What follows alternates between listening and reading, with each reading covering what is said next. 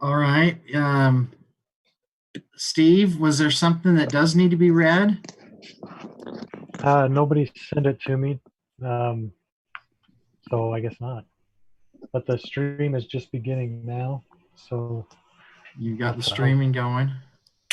yeah. In fact, it looks like you're ready to roll whenever you're ready. So Okay. Welcome all to this first ever power board that we've had to do during these times. I guess with this being a little different, I hope if you're online, the minutes, the agenda has been posted publicly. So you'll have to look that up if that's what you're wanting to follow along that. I assume everybody's got a copy and got the email from Jessica because that had the link also. So you're all on. Welcome. Thanks for taking time today. And if we'll get started, the first item on the agenda is approve the agenda. So if I can have a motion. I'll go ahead and make a motion to approve the agenda. And a second. I'll second that. So we have a motion by Todd and Harold with a second. Randy, if you'll start our vote.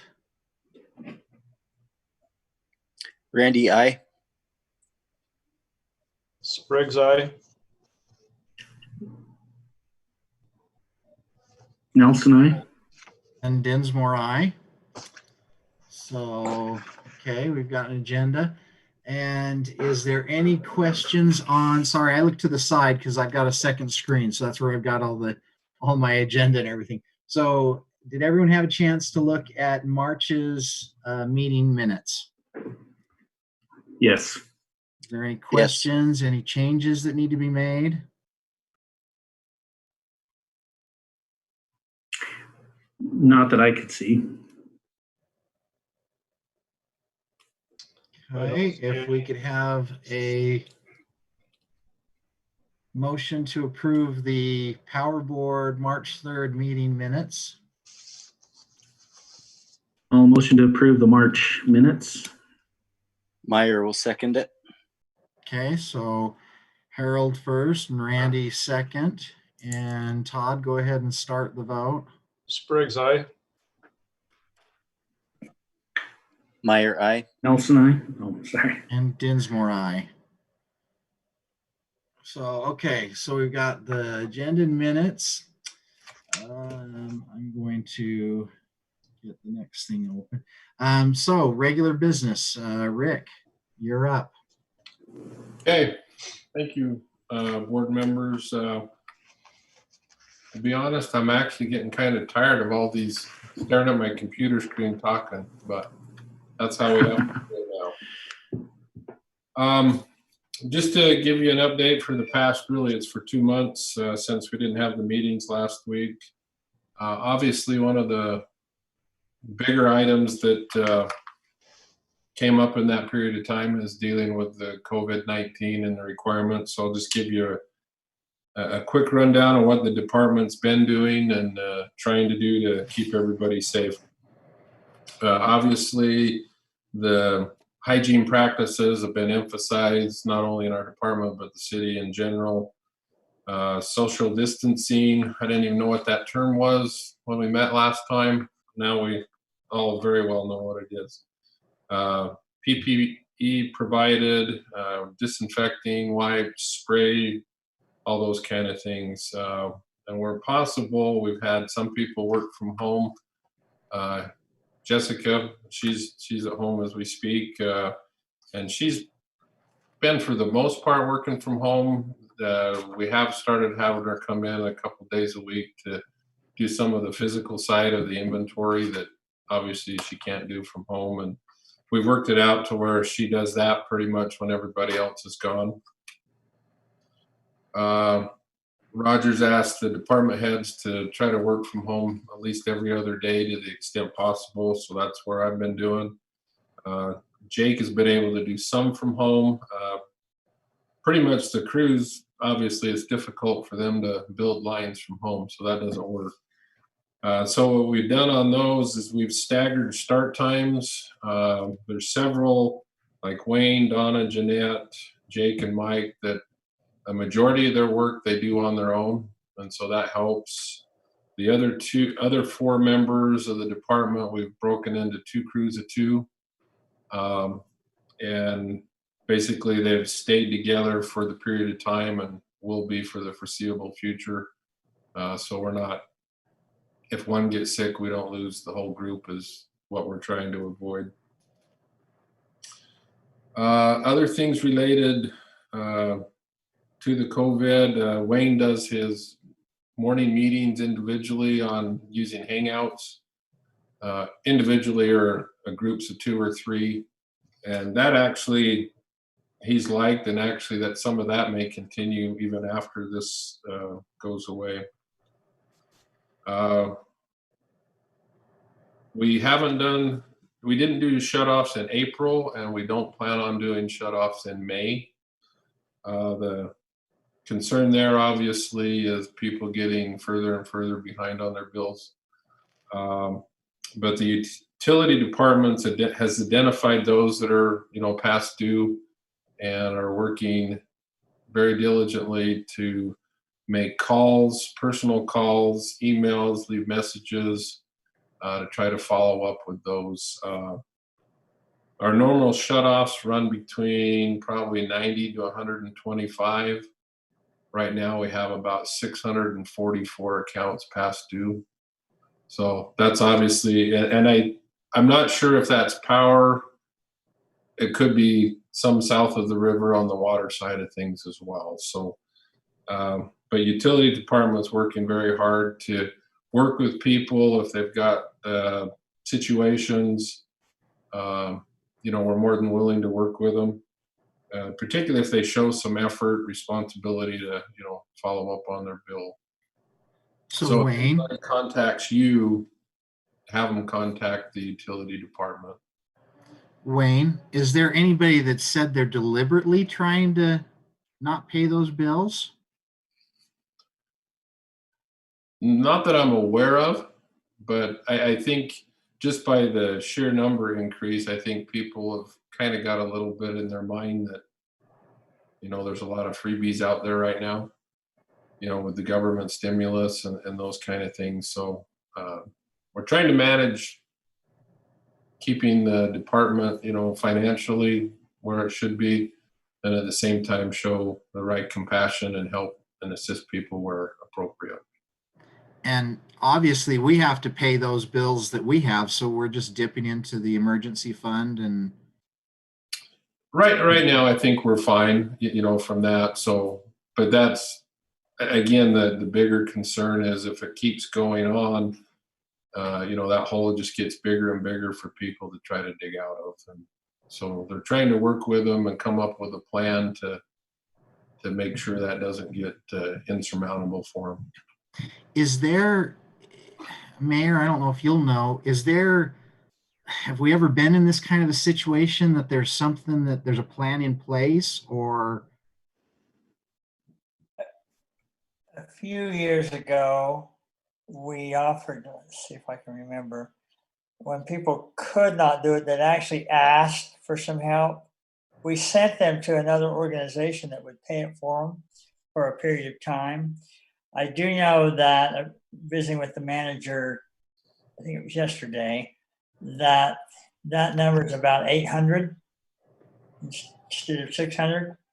Oh, wow. And yeah, and we are taking 3 of the staff to split up and make calls to each one of those 800 and ask them how they're doing, what they're up to, and explain, is there in the foreseeable future that you're going to be able to start making payments, and try and weed out those that are, like you said, Mike, maybe taking advantage of the situation, thinking that they may not have to pay those utility bills. So that I believe will be started soon. I don't know exactly what day, but I know that we're gonna. I know they've started calling yesterday. I talked to Okay. and that's basically those people, they're spending all day on the phone trying to work with people. So Right. Right. They're explaining, folks, 3 months down the road, you're not paying it. You still owe the 3 months. It's not like you're going to start from day one and have your bill go from that point onward, because we do have obligations we need to meet also. So that's where we're at, Mike, on that one. Are these people that are on the even pay, or can we switch them to that and help them out? I think that's what we're going to ask these folks. Hopefully, that's one of the questions that we would be asking them, would be that particular question. Can we get you on an even pay? Is there any monies that you can start paying? Even if it's $50 or $20 or $10 or whatever, something to show good faith. And we don't want to shut them off. We don't want to do that. We don't want to look like we're hard-hearted. However, I think that, like anything, if they're not willing to offer something, then we need to start taking some type of action. yeah, so that's definitely an interesting balance right now that I don't think we've really encountered before to this level. So We have not that I'm aware of. Perhaps this was asked already, but these numbers, I mean, 800, is that highly unusual? Yes. I think typically, and you can correct me if I'm wrong, Rick, but typically we're 2 to 250, 200 to 200 to 250 a month. right, as far as when the notices go out and then the actual number that make it on the shut-off day is generally about 90 to 125. On the power side, there's still more south of the river. Right. So I believe those numbers would be inclusive of the whole city. Any more questions on that or what we're doing COVID-wise? I think that's the right approach to, as you said, Mayor, to divvy up the staff and reach out individually to each person. But wow. Now, what's been very interesting though, Harold and all of you, is there's a couple of folks in our community in December will send a check for thousands of dollars and say, just apply these to some of the people that could use it. I like That's that. great. There's kind of a great thing that does happen in our community. That's great.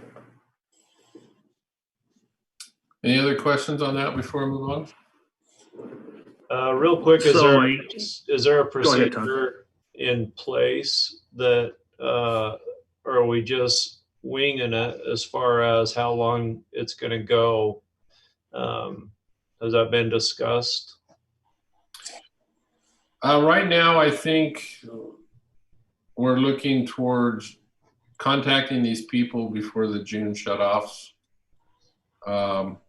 Another interesting thing that actually I can bring up now is there is a push on the federal level that's trying to get legislation passed that it would mandate for 6 months beyond wherever the government says it's no longer an issue, that no utilities could be shut off. And so UAMPS is, through APPA and stuff, has pushed back and wrote letters to our Congress members, basically explaining just what the mayor did, that we're working with the people, trying to minimize this. So hopefully that doesn't happen, because I think that would get a whole lot of significant debt that people would just not be able to get out of.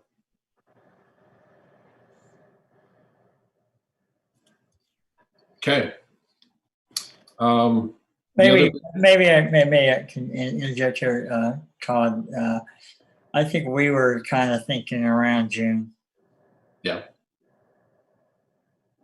Starting June, the July, we would start saying, oh, hey, can you offer us something? If not, we need to do something. I don't want to sound cold-hearted, but it does I bet cost. you they're, Well, bet you they're going to pay their cell phone bills. Yeah, you're right. And there is some money that's available for people too on some of the federal programs too, and hopefully they'll pursue that and apply it correctly. Okay, one of the other big things we've been working on, as the mayor knows, is our upcoming budget. We've submitted preliminary information, and I believe it's on the 13th. Isn't that right, Mayor? That it goes to, they call it a tentative budget that they need to adopt, and then that's not set in stone at that point. But then that's the first main kickoff with the council of approving that. Right. And there can be several budget openings as things progress and things that we may need that we're not anticipating. So that's a tentative budget. Right, and Roger likes to use the term of being fluid or nimble. I don't think anybody knows exactly now what the long-term impact of this is going to be. I struggled, in projecting revenues. Is this going to change people's usage habits? Those kind of things, and I don't think anybody knows at this point. So we're just going to have to constantly monitor the budget and make sure we're within parameters.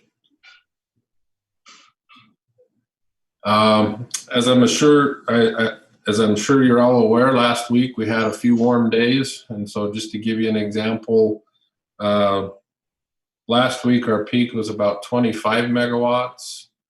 The week prior was about 12 to 13. So just jumping from the mid 70s to the mid 90s basically doubles our load. So just give you an idea where our loads are running. We're not planning on running generators until probably late June into July. And again, that'll a lot depend on the wholesale power market. And right now, again, that's one of those areas with all the oil prices being suppressed. It's possible we could have some pretty favorable wholesale market pricing this summer. So we'll continue to monitor that. Jake and Mike met with Wheeler, who's the local CAT maintenance rep, to go over the engines and to make sure we're ready for this upcoming summer. Has there been a change with people staying home? Do you think that's influenced the increase in power? I think it's more temperature driven, but it could have some impact with that. So that's my gut feeling. I'm curious to see where this next, and in fact, I know Jessica just got the numbers today to put into the spreadsheets we do. That will be the first billing that we get back that really shows what the usage was after COVID started. Because everything before that was, from February's usage. This will be March into April's usage that we'll start seeing. So we don't have a lot of information. In fact, that's APPA sent out a request wanting to know what impact people have had. And again, just our billing cycle was such that it started about the time COVID did, and those are the bills that just went out. So I'll be real curious to see what's going on there. Then I'll go over our projects, see if I can pull this off and share the screen. The Staley sub, I think everybody's seen it and been by it.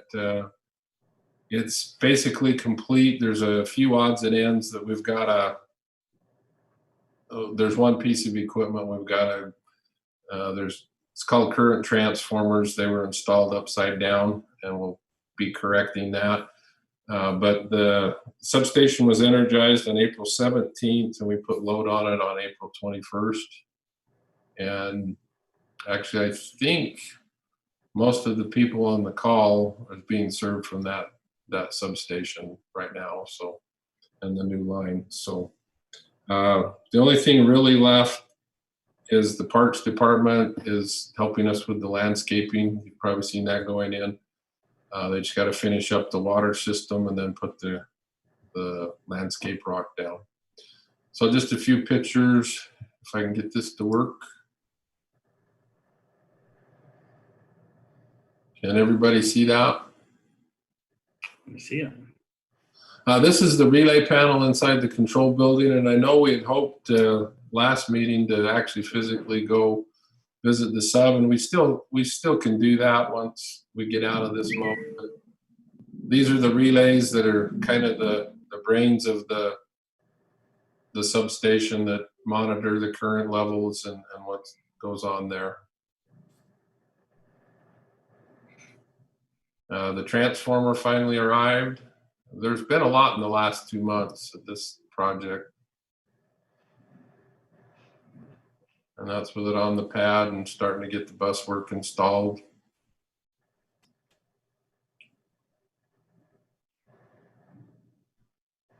If you have any questions, you can holler. I just took a bunch of pictures from as construction went on.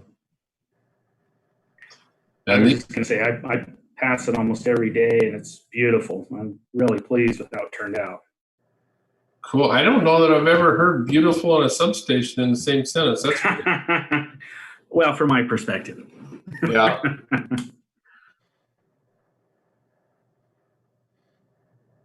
And so these are the reclosers, or basically circuit breakers for each of the individual circuits. And that new entrance out 100 South is going to be worth its weight in gold. It's just really easy instead of having to deal with the traffic on 300 East all the time.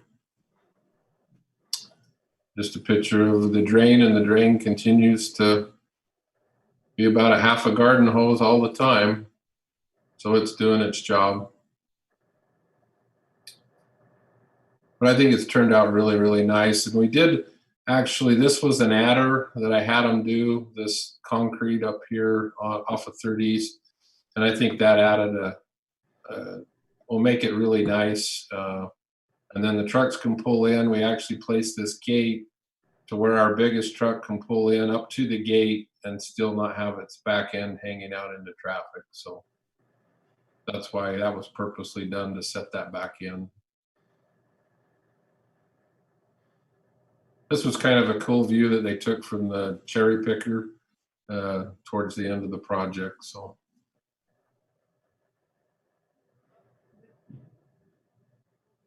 Gotta get that one in the newsletter right there. That was a good view of it. yeah, it turned out really, really nice. And I think we've had a lot of good compliments. And like I say, that's not real typical, but it also helps a little bit that the old one didn't look very good at all. So I think this is a great improvement, not only visually, but electrically. It'll serve the city for a long, long time. The other large project that's coupled with the substation is the 100 South, and we talked about a little bit before. The new conductor's all installed, and it was energized, and the load's been transferred to the new wire. The old conductor removed, and we've topped the poles down to the communication level. And so that'll be the next big thing that's going on there, is we need to get TDS to move to the new poles, and then we'll pull out those old poles. So when you talk to people, let them know that that's a temporary situation. However, I can't tell them if it's going to be 1 month or 6 months before we get them to move. They can be a challenge. They have moved off of all the Turner line. I think we've Wayne identified about 40 to 50 poles that we can pull now on other projects that we've installed over the last year or so. So that'll be the next big step on that. And then, Hey, We're- Rick, go ahead. can those poles be reused, or what do we do with those? For the most part, one, they usually have a treatment in them. I know people sometimes approach us to use them for firewood, but that's not a good practice because of what might be in the pole for treatment. And generally, they get cut up into small pieces. I have talked to Denise when we have had, a large number, and she said if we do that, it has to go out actually to a bid as surplus material, and it's generally been concluded that that's probably more hassle than it's worth, because we'd have to advertise it and have people come in, and I don't know how many we'd have interested or not. So unfortunately, generally they do end up in the landfill. Is there any, could parks use them, or, is there any way the city could reuse them for anything? They'd certainly be, any city department would be, welcome to use them since it's a city asset, but I haven't had any requests for that. So. Okay.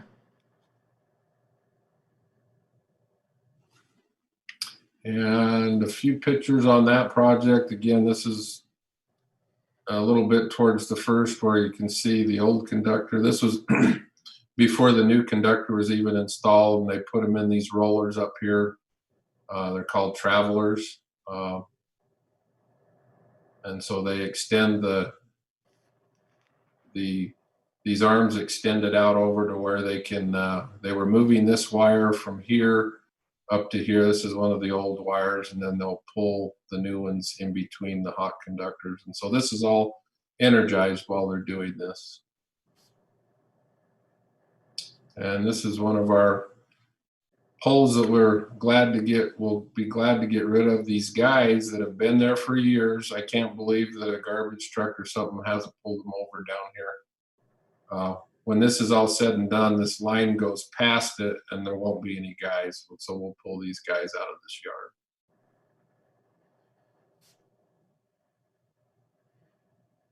Just another view of that and the different techniques they do to keep things spread out so they can work safely. Now this is by the CenturyLink building. Again, this is when we were pulling in the new conductor. They put this orange cover up to, in case it were to fall down, it would have some protection on it.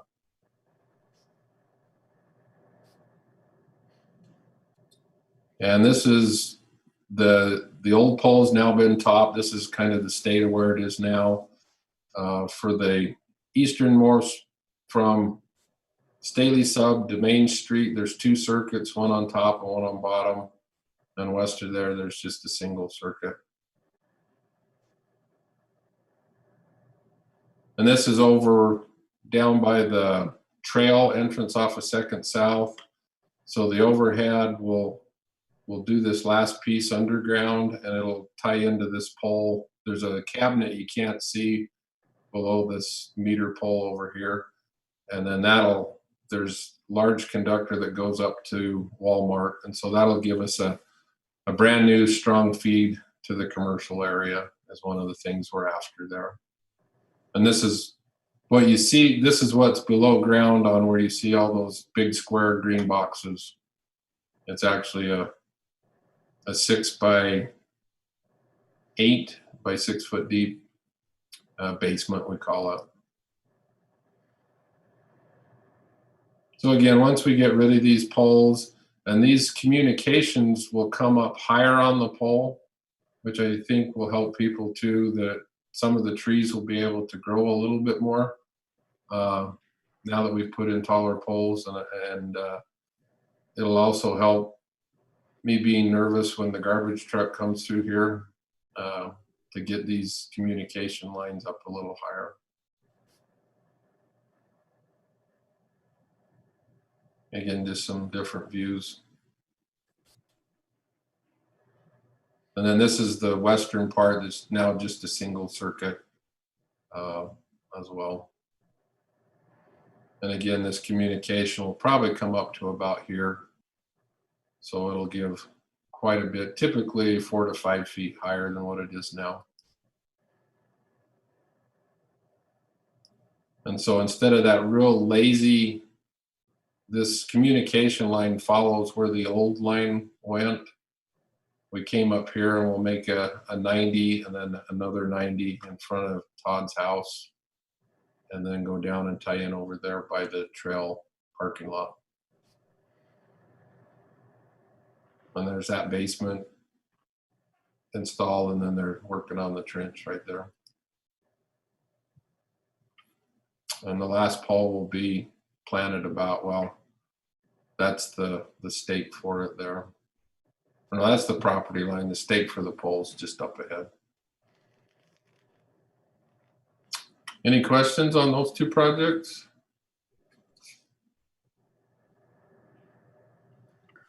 Okay. Looks good. And I think they're turning out really nice, and I really appreciate the neighbors working with us, and like I say, it's been good. We haven't had any complaints or irate people, and you know, they want to know what's going on, which is fine. But in the end, I think it'll help over what's been there.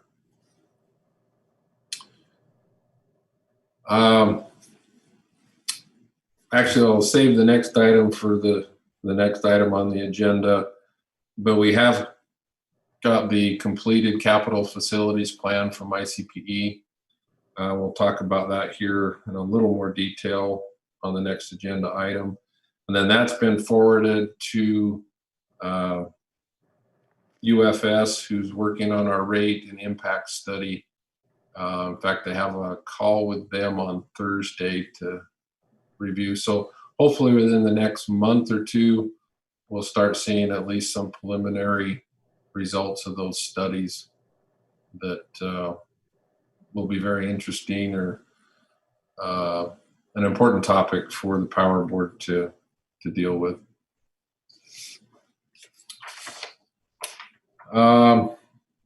Other things, the last 2 months, again, it's a little bit long, but we've had a lot going on. In fact, Member Meyer helped us out. We've got a new roof on our Buena Vista control building. We had some leaks, and it was leaking down on our battery system, so that wasn't good. So we talked to Randy, and he got his guys up there, and they were able to tear off the old roof and put on the new one in less than a day. So we appreciate that. And I haven't seen a bill for that, Randy, so we need to get that sent.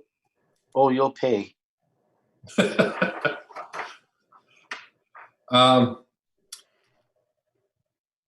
We have also hired 2 new linemen, Dan Callahan and Brian Sheeny. Dan was from Santa Clara and Brian was from St. George, and they fit in really good with the crew, and have really just stepped in and hit the ball or hit the ground running. So that was a great addition to our department. Jake Bennett was successful in completing his Subtech Journeyman certification, so that was good for him. As I mentioned before, we've got a lot of poles now that will, once this 100 South project gets done, one of the things that they'll be doing is going around pulling all those old poles that the communications have moved on. We've held department safety meetings on blue stakes, trench safety, and gas detectors for when we get into those underground manholes. Jessica's doing great on inventory, helping us kind of cross the T's and dot the I's. You want to say anything on that, Jess? It's definitely been a learning curve, but it's been really fun and just trying to get everything going. Okay, we do appreciate her efforts, and it's going to pay off. We're making lots of progress. We still got some things to work on, but we're making a lot of progress in that area. The first building of the Red Rocks apartment complex at the intersection of Telegraph and Washington Parkway has had the meters set and it's energized. I don't think anybody's occupied yet in there, but it's not going to be too far out. And there's several other buildings right on the heels going in there. So Rick, they had their first tenants today. oh, they did. Okay, that's news I hadn't heard. So, but I know there's 32 apartments in that first building, and I think there's 5 or 6 others that I'm guessing within the next couple months will be right after that, building wise. So, lots of new apartments. On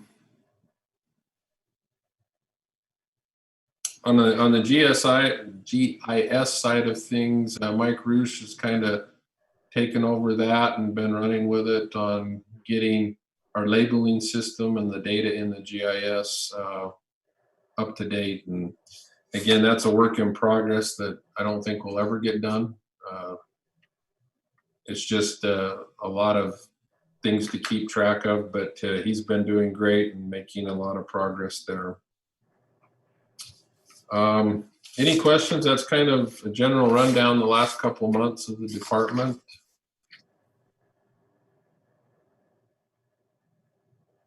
You guys are quiet, want to get to dinner maybe. It's good. Thank you.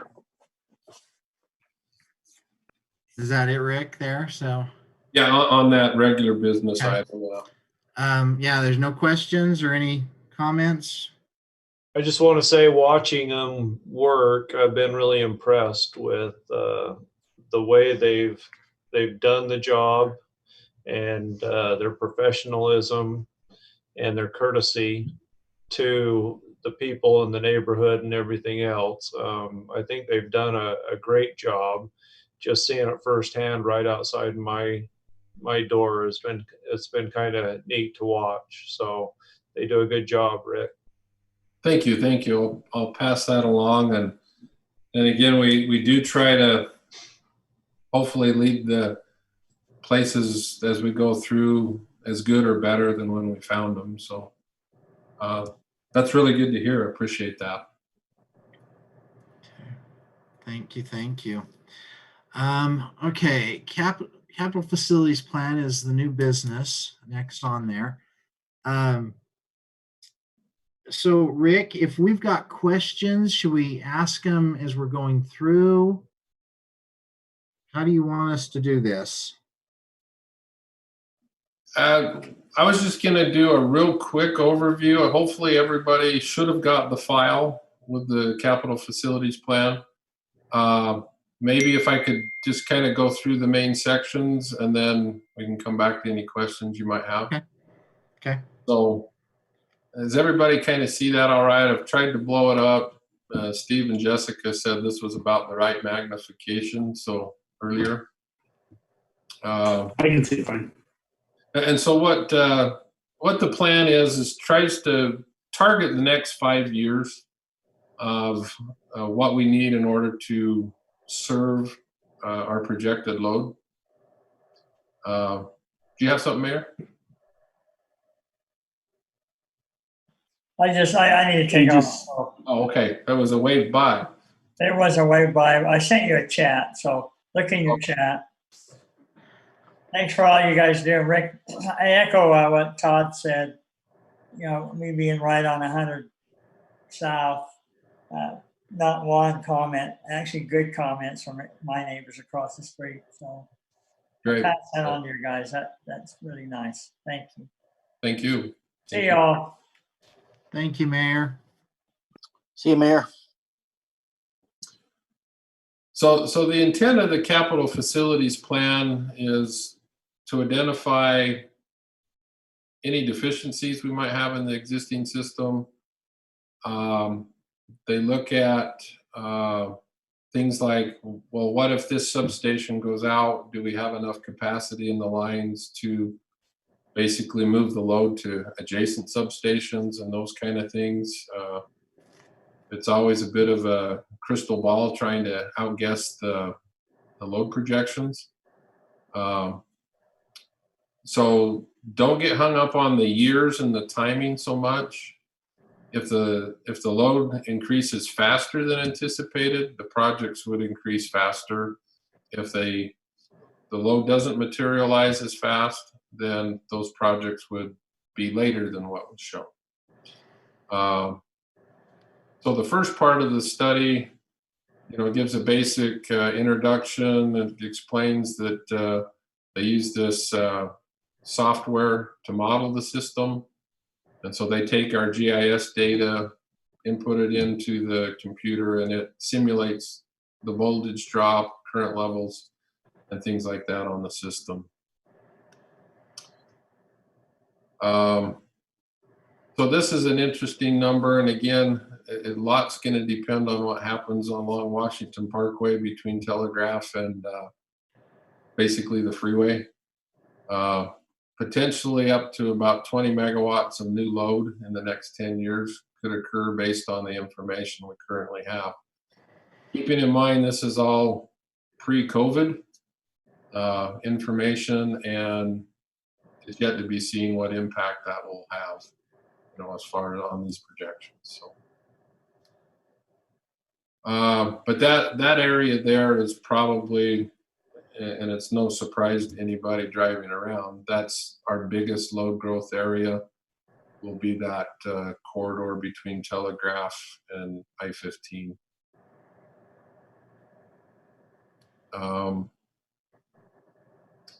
They talk about this N-1 contingency. That means if you lose any one component, be it a transformer, a distribution line, a transmission line, can you still serve all the load? And typically, these models are all done during peak time, since that's the worst or the highest stress on the system. So if you can serve it at peak, you can serve it at lower periods of time. Which an example of that is we've obviously had the old Staley substation out of service for just under 6 months while we rebuilt that. And a good chunk of that time, we also even had Parkway offline to do some SCADA work up there. So we've actually had 2 substations more or less offline for a good chunk of the winter period. And again, that's the difference between summer and winter load levels we have here. So there's growth related issues, and then we do have the original downtown overhead portion of the system that is reaching the end of its original useful life. There have been sections that have been replaced over the last 5 years or so, but that work just needs to continue. And then there are Cherokee Springs, Kings Row, and Winter Haven. Again, they're fairly old systems in there that we need to start replacing those systems as well. Those are areas that we have a higher frequency of outages, and usually it's just the cables in those areas are actually, most of them are direct buried, and so they're just at their end of their useful life. So transmission wise, we're in actually pretty good shape. We're in really good shape. We actually have 3 potential delivery points. Right now we run as a split system with 2 substations being fed out of Purgatory and the other 4 being fed out of Mill Creek down in the industrial area. That's where that comes through. The study projects somewhere in another 5 years, if the growth happens in that Washington Parkway area as predicted right now, somewhere around 2025 is when we would need a new substation in that area.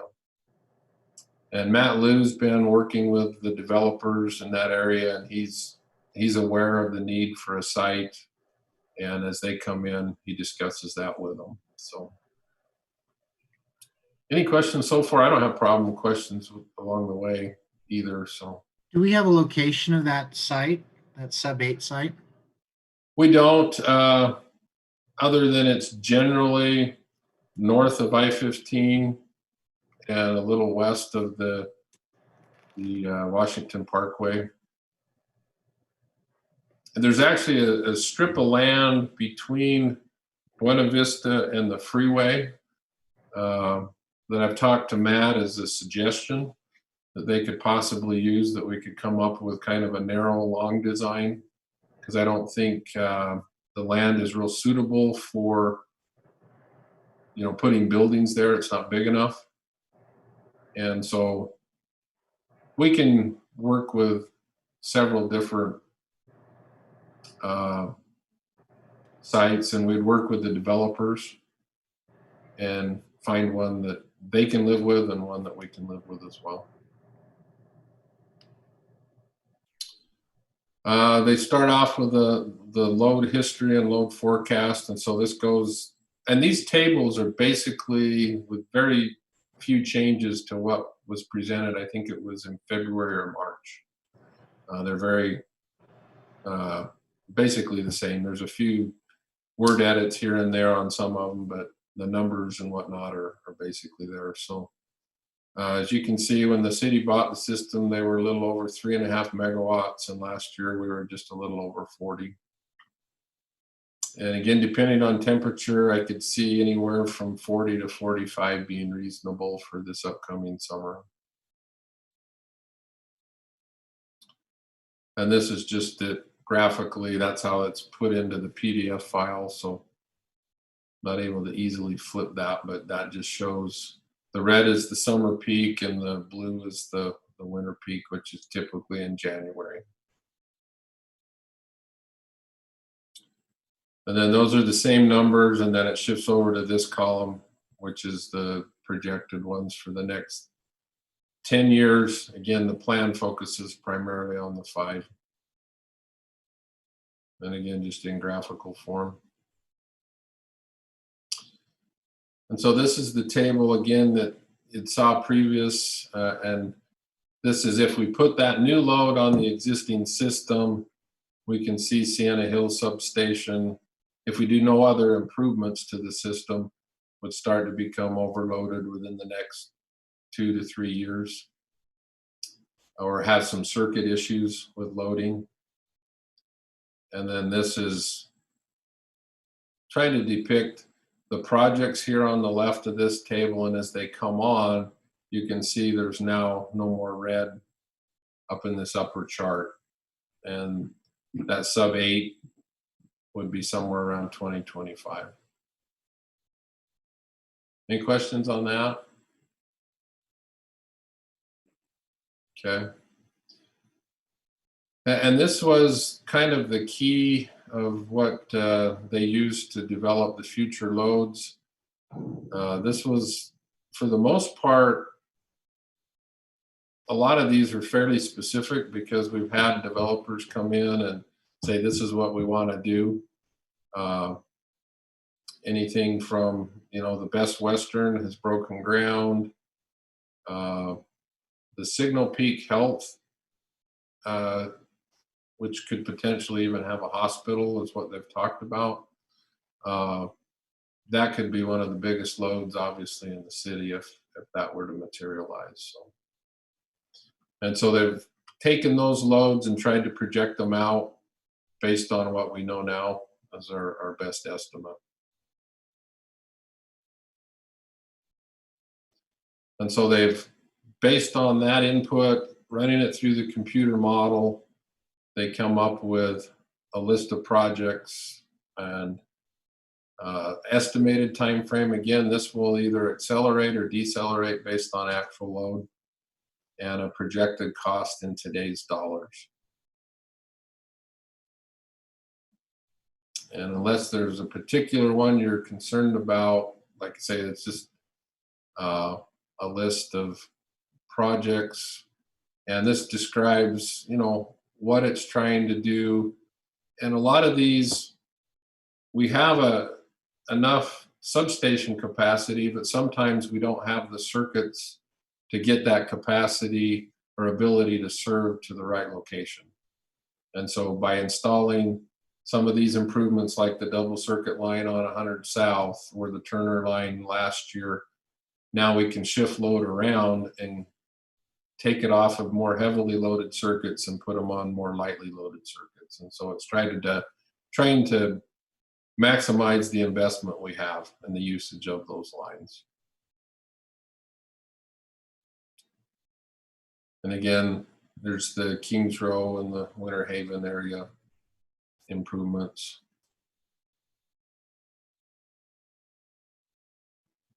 And even though this is 59 pages long, I cut out 50 pages of real boring engineering stuff for you. So, Hey, Rick, uh-huh. do those HOAs contribute to the cost of the rebuild? No, it's no different than like we did on 100 South. So this is all street rebuild. It becomes a maintenance item for us. Now these projects, a lot of these projects will be, because they're growth related, and that's another key point of the purpose of the capital facility plan, like the substation, that'll be funded entirely by impact fee monies. So depending on if it's a maintenance, impact fee can't be used. If it's to serve new growth, impact fee monies can be used. Does that make sense? And that's a key distinction. And as part of what I've sent off to UFS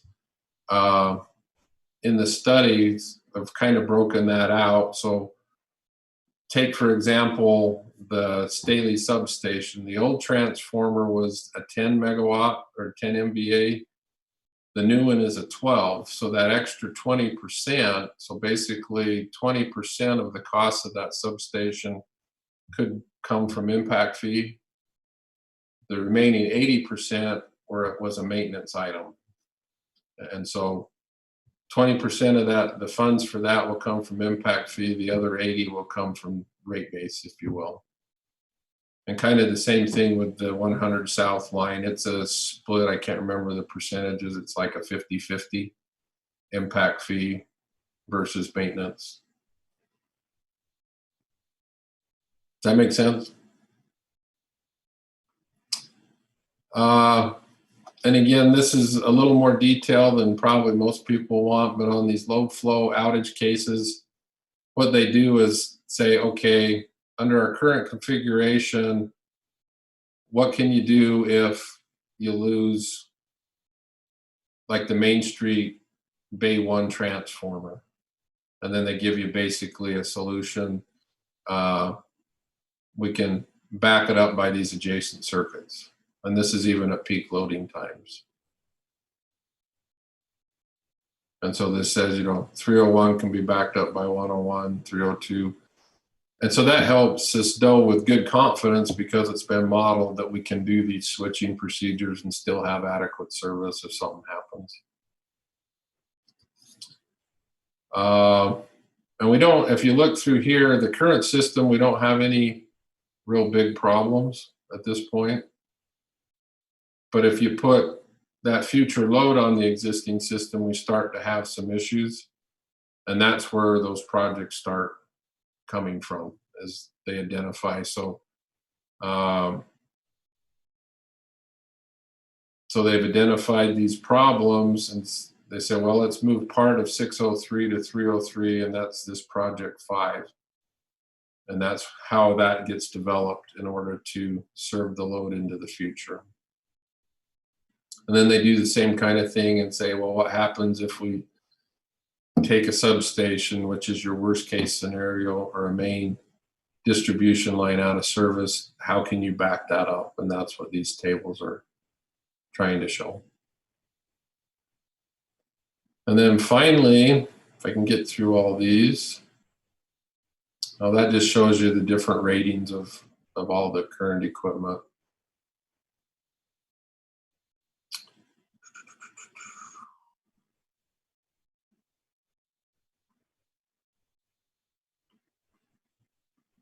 Then they put the projects on maps. And so the projects use the same numbers over here, and physically kind of gives you an idea where those would be occurring.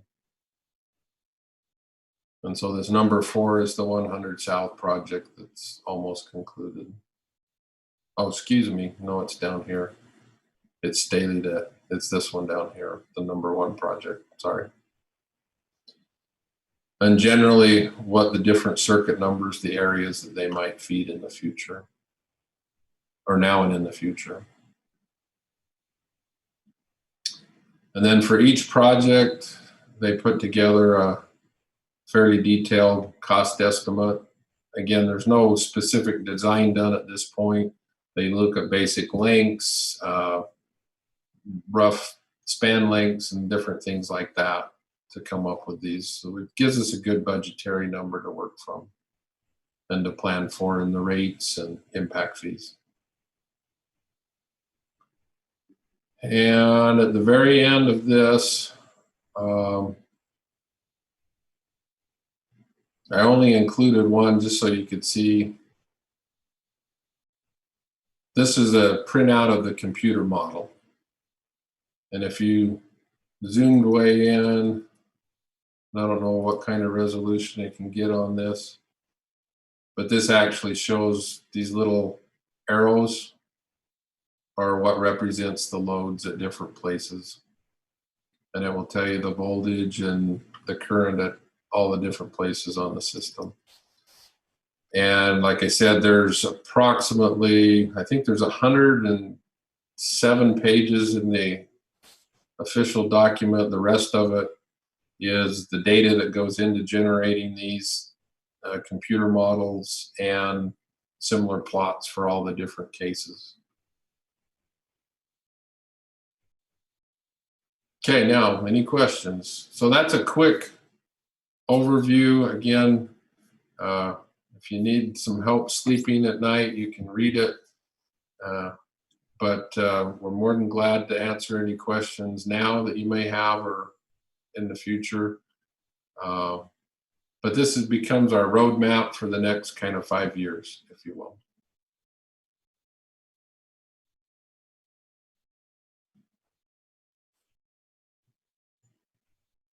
And obviously, if something significantly changes than what we anticipated, this can be revisited and updated as needed.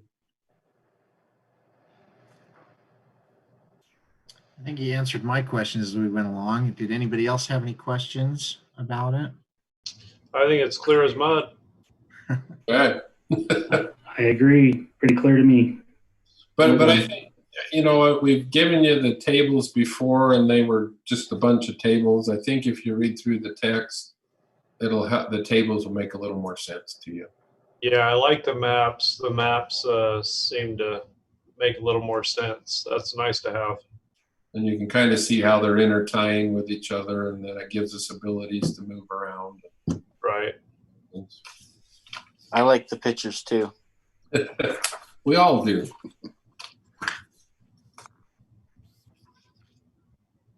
So that's pretty much that on the capital facilities plan. Again, as you have questions, and this becomes the basis particularly for the impact fee and the rate study. That's one of the big inputs that goes into those two studies, as this is our best estimate of what the next 5 years will look like as far as system improvements. Hey, Rick, is this presented to the city council or just for their reference if they need it? It's mainly as a reference. I still need to follow with Roger and see if he wants to do a formal presentation. If he does, and we could have potentially ICPE to come down, and maybe we'd invite and have a combined council power board work session if he wants to do that. I suspect that may not happen until possibly part of the impact rate study presentations, because it all kind of comes together at that point.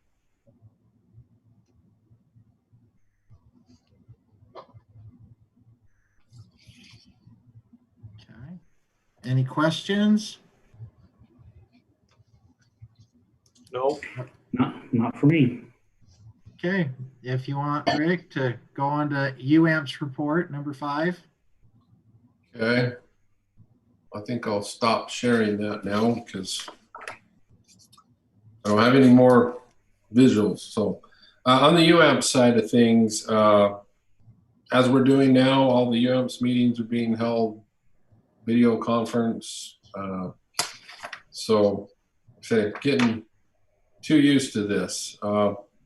You should have all got notice that we're planning on going to the New Scale trip yesterday, that has been canceled. The May 28th and 29th trip to Oregon has been canceled. They're not going to set a new date again until they figure out where all this shakes out.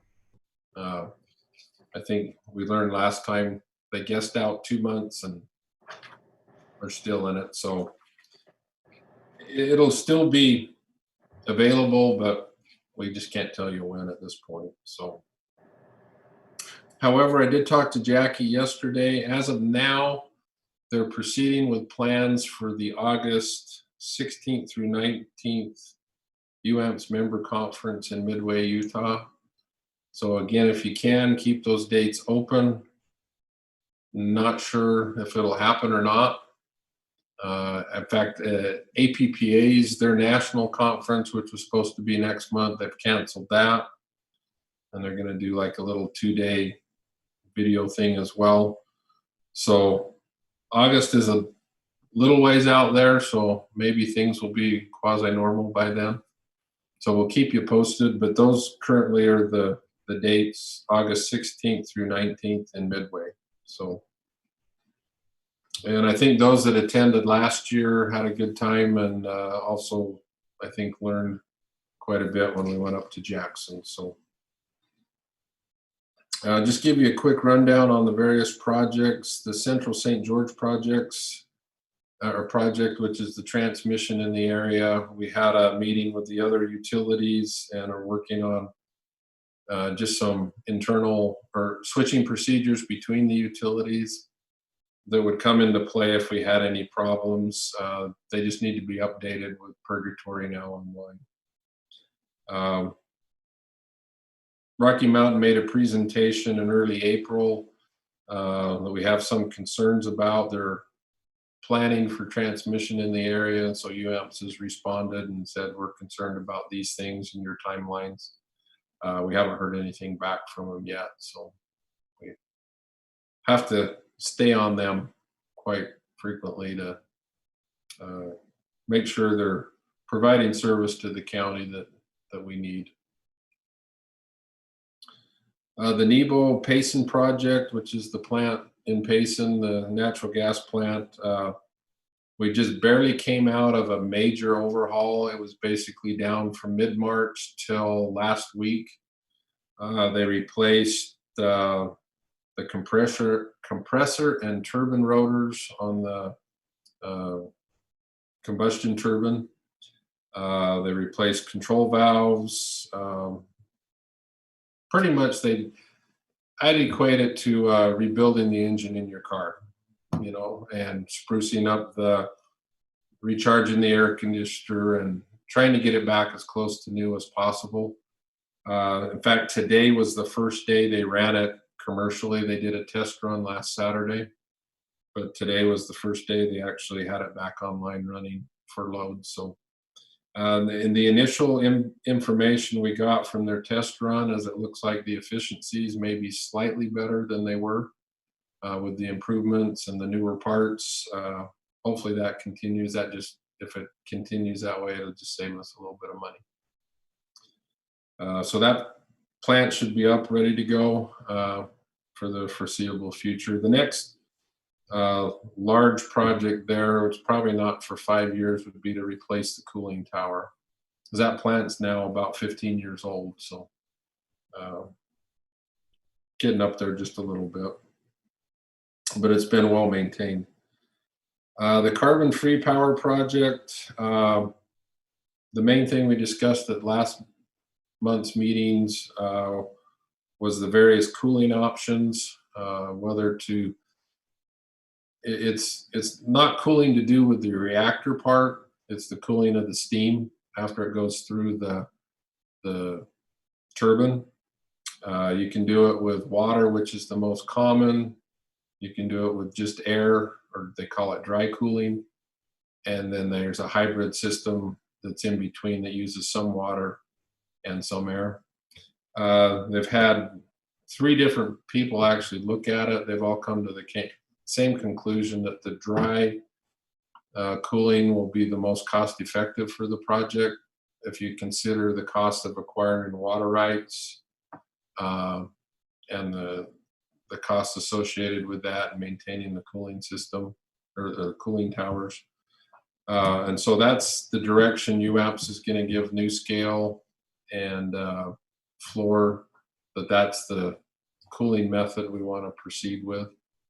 So that was a pretty good decision to get to. So they have that going forward. UAMPS continues to work with the Department of Energy to secure a cost sharing agreement on the first unit and other development costs. The COVID thing didn't help that move along any quicker. So we probably lost a little bit of time on their efforts with that. So, but they said it's back up and they're communicating, and they just don't have the face-to-face meetings, as you can imagine. So they continue to work on the next set of agreements with NuScale and with Fluor, which would be the EPC or the constructor of the project as well. Are you getting more opposition to that? It seems like there's a lot of opposition, a lot of posts and things of people that just don't know what's going on. Where's all that coming from? Well, there's 2 or 3 groups that are kind of active. The most recent one, in fact, I was going to bring that up, is Uranium Watch. I think she's based out of Monticello. She sent a letter to the council. I don't know if you guys got that letter from Uranium Watch or not, but they did send it to the council. UAMPS followed up with a response letter saying, you know, here's our answer to the concerns that they presented. But I believe you this week got or was it the end of last week, received a letter from C2ES in support of the project. Did you see that? Did anybody? I don't think I got that one.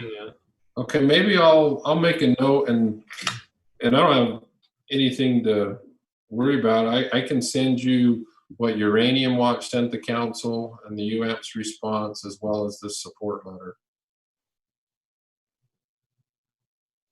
I have looked at a couple of groups. It seems like they're small groups. They're, you know, they're just Right. they're being semi-vocal, but they're not like, I mean, you're talking a couple of dozen people in each group. It's not like hundreds and hundreds and thousands of people. Right, and there's the Heal Utah, which is a group of physicians.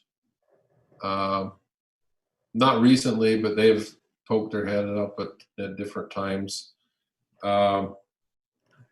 When I send this C2ES letter in support, I wasn't familiar with them, and I went onto their website, and it's actually got a lot of good information, and it's not necessarily just pro-nuclear.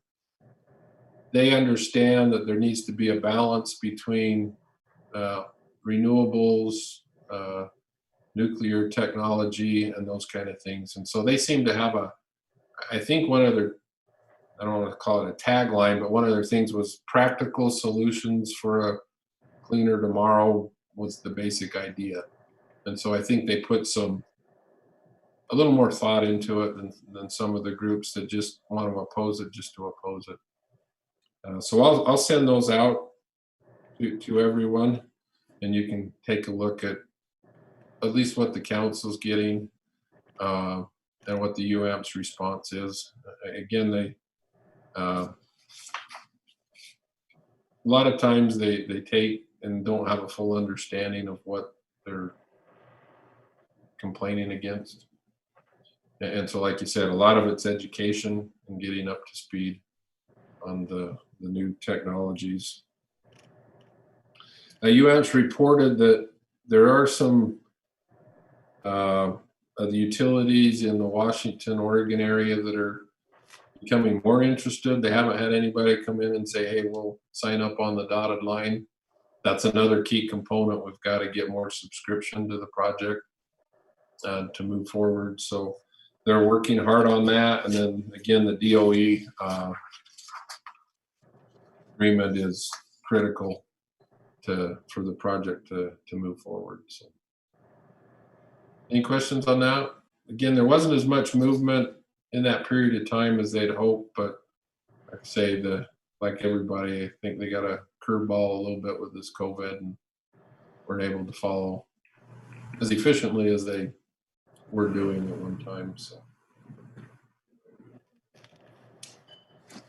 I like the response letter. Wasn't it Roger that wrote it? That replied to one of these negative companies, but I appreciated what he said in his letter. well, there was a citizen that expressed some, and I don't know if I don't remember who he sent that to. Yeah, Yeah, I think that that's the was one. to a private citizen. Yeah, I was a citizen that had heard about the project and had wrote Roger his concerns, and Roger, very politely, tried to help educate him a little bit and why we're doing what we're doing. And really the last thing is the summer power pricing is maybe even more up in the air than it usually is. I think with the suppressed oil market, that might be a good sign for us as far as power pricing, because it might be tied somewhat to natural gas. That's usually the variable cost during the summer. So we're keeping an eye on that. With any luck, prices will be favorable this summer. Horse Butte and Pleasant Valley Wind. Horse Butte had a capacity factor of 42%, which is actually pretty good. Pleasant Valley about 28%, meaning it's more or less there 28% of the time, and Horse Butte about 42% of the time. So again, the challenges with the renewables, you never quite know what you're going to get there.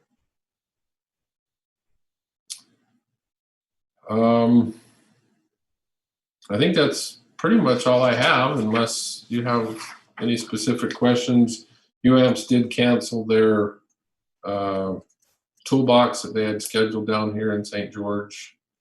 I don't know if they're planning on doing anything in the future. We'll just let you know if something comes up along those lines. Okay. Any questions? Thank you, Rick. That was very good. Only question I have, I think I already know the answer to this, but anything affected by the current status of COVID-19 is still up in the air, right? I mean, you're not hearing anything definitive, timelines, time frame that affect you or the city. Is that correct? I know we won't. The city office is currently closed for the public during business hours. During like this meeting, I did go in and open up the front door, and the council chamber has chairs set up 6 to 8 feet apart. And that's how the council meetings are being done, planning commission. I know we're at least until it goes through the orange, we'll stay in this mode. And I don't know if the mayor was here, he could probably address it better. When it goes to yellow, there could be some changes to some of the processes that we're currently doing. As far as building, it affects building more than it does us. I don't really see ours changing a whole lot until even potentially when we get clear back to green. Because if you look at the governor's order, even yellow has all the social distancing, masks in public, and those kind of things. So as far as the department's operation, I don't think we'll see a lot of changes with what we're doing. The building department interfaces a lot more direct with customers, and so I think they've had some more challenges than we even have. Because most of our guys, the line crews, they kind of do their own thing and they stay to themselves. So there's not a lot of interaction with the public. So did I answer your question? It did very well. Thank you. Any indication if building is slowing down? I've heard a couple little things. I think there's a lot of projects that are in the works that I think people pretty much have to finish. But right now they're still processing quite a few permits coming in. So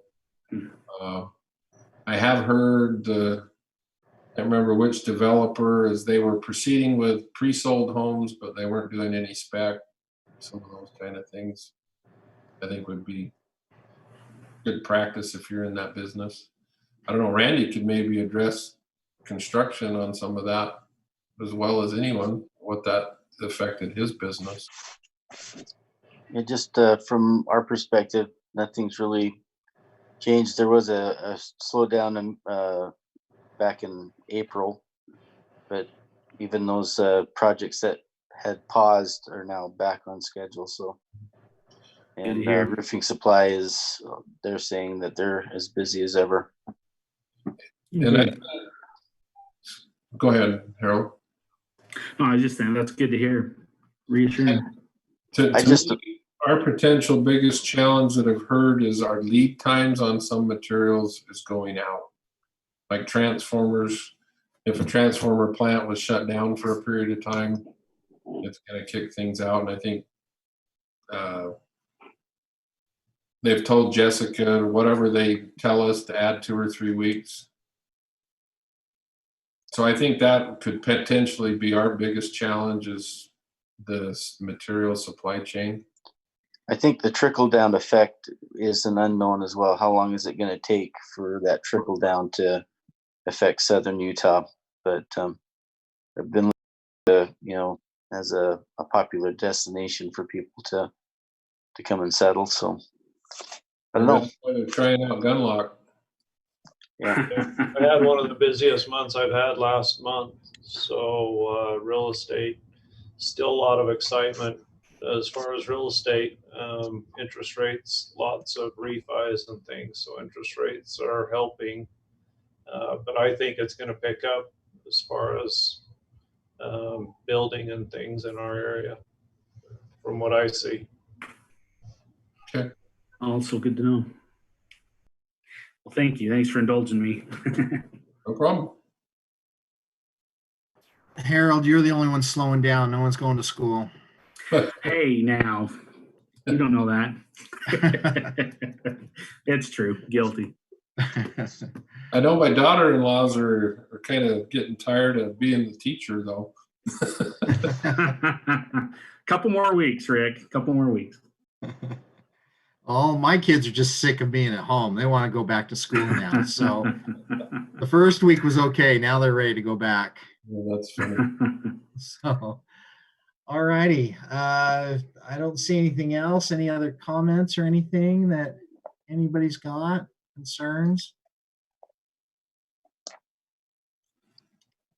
Okay. Motion to adjourn.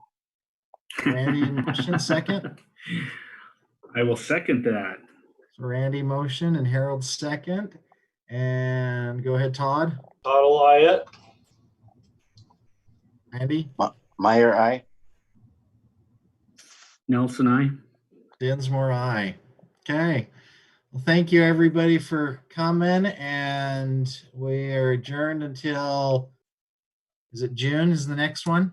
June 2nd, and we'll let you know what format it'll be in. Okay. Sounds good. Thank you everybody. Be safe. Thanks, Appreciate Jessica. all your work. Thank you all. See you guys. See you later.